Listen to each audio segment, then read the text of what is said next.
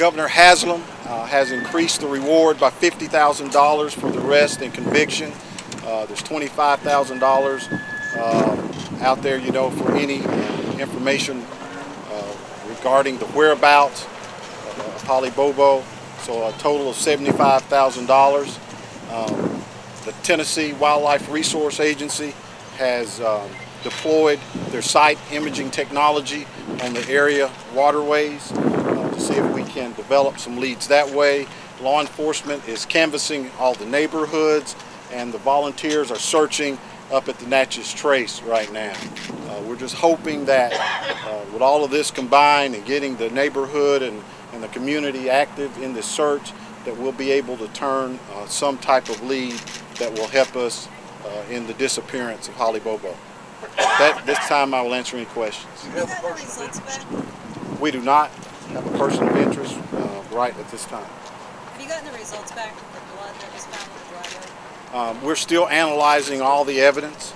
At this time we're not really going to talk about what we have completed and what we have not, but we are still in the process of analyzing some of that evidence. What other items besides the lunch pail? Well, once again, we don't want to talk about all the evidence. We know there was a lunch pail, we know there was blood, and some of the evidence for investigative purposes we just can't put out right now. Are they personal items of Holly's? And some of it has to be analyzed to see just in fact if it belonged to Holly. As you know, when you do a search out on a roadside or whatever, there's a lot of evidence gathered, and you have to do analysis just to make sure you can link it to the person. So that's what we're trying to do, is figure out exactly what may be linked to Holly and what's not. Mr. Gwyn, do you believe that Holly's still within state lines at this point, and where do the federal agencies and FBI fit into this now? Is the search beyond state lines at this point? Well, we're going to follow wherever the leads take us. We have no indication that she's past state lines, but we don't know that for sure. So as we turn up leads, if there happens to be leads that are not within the state of Tennessee, then they're available here, all the federal agencies, to follow those leads up. So, but to this date now, we haven't gone beyond the state lines to actually actively search, is that correct? That's correct.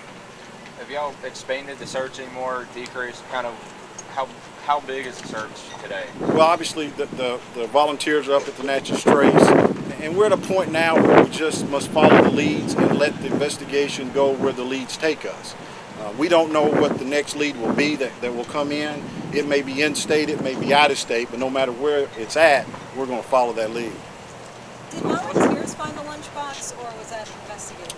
I'm really not positive if investigators or volunteers found the lunchbox. How frustrating is this? Because we're almost 5 days now, it seems, and there are very few plausible leads and trails here. Well, from an investigative standpoint, you know, obviously you want to solve them all in the first 10 minutes, but realistically that doesn't happen. But as leads keep coming in, as we keep doing the neighborhood canvasses, and as the volunteers keep searching, you never know what we're going to turn up in the next 5 minutes, and that's where your hope is. There's a family out here that needs closure, and it's up to us to try and give it to them. You asked for information from the public about people who may have missed work last Wednesday or excessively clean their vehicle or ATV. Have you received any information back about that? You know, we've received information or leads. Obviously, we feel like that the person that's responsible for Holly Bobo's disappearance lives in this area just because of the terrain and where she was abducted from. You would have to know where you were going, the entrances, the exits, in order to do this. So we feel like the person is right here in the community, and we're asking for the community that if you know of anybody that just has changed their routine since Wednesday or anything like that, please let us know. That's the type of information today that may help us solve this case. And any kind of physical description at all, an age range? We don't. As you know, right now we have one eyewitness, and that's Holly's brother, and he was not able to give us a description of the person.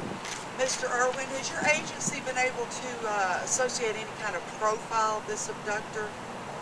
I think the FBI has done a type of profile on the person, and I would have to refer you to them to get that. Thank you. What about, we're hearing a lot of rumors circulating around town, even specific names getting thrown out. How much does that hinder or hurt the investigation? Well, it's our job to stay focused. We're going to run every lead to the very end. If it pans out that it's something credible, then we'll go with that. If it's not, we'll obviously dismiss it. We don't deal with rumors. We know that there are going to be rumors in any type of investigation that is this massive, and we understand that. This is not the first time we've conducted these types of investigations. What we must do is stay focused. We go on facts, not rumors.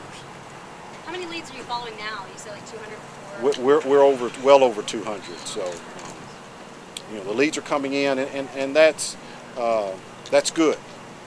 As long as leads come in, we're going to be here. We're going to follow them to the finish, and the next lead may be the one we need.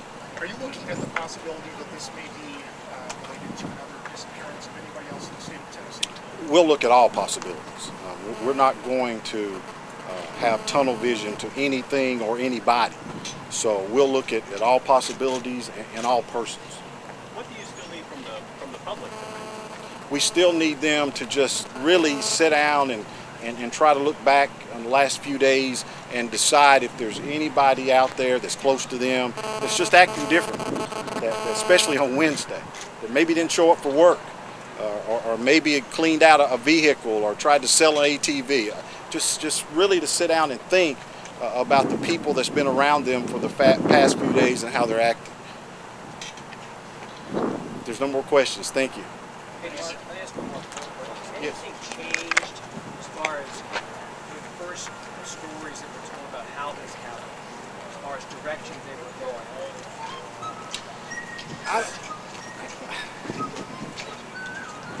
I don't think there's been any changes that would lead us in a different direction.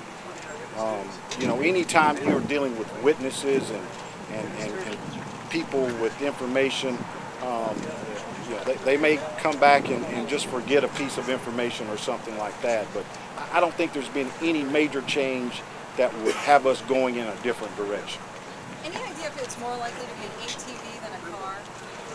I've been there on the road, and either one of them would have access on that particular road. You could go in with any type of vehicle, be it a car or ATV.